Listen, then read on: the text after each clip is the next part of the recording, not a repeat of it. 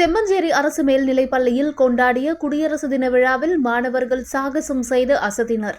நாட்டின் 77வது குடியரசு தினத்தை முன்னிட்டு செம்மஞ்சேரி சுனாமி குடியிருப்பில் உள்ள அரசு மேல்நிலைப் பள்ளியில் மாணவர்களின் அணிவகுப்புடன் கவுன்சிலர் முருகேசன் மற்றும் தலைமை ஆசிரியர் சக்திவேல் ஆகியோர் தேசிய கொடியை ஏற்றி மாணவர்களுக்கு இனிப்புகள் வழங்கினர். பின்னர் பல கலை நிகழ்ச்சிகள் நடைபெற்றது. அதில் பல மாணவர்கள் சினிமா பாடலுக்கு நடனம் ஆடிய நிலையில் அதில் ஒரு குழு மாணவிகள் இயற்கை அழிவை குறித்தும் இயற்கையின் பாதுகாப்பின் முக்கியத்துவம் குறித்தும் நடனமாடி அசத்தினர்.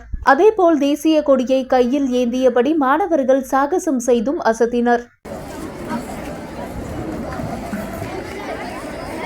அரசு மேல்நிலைப்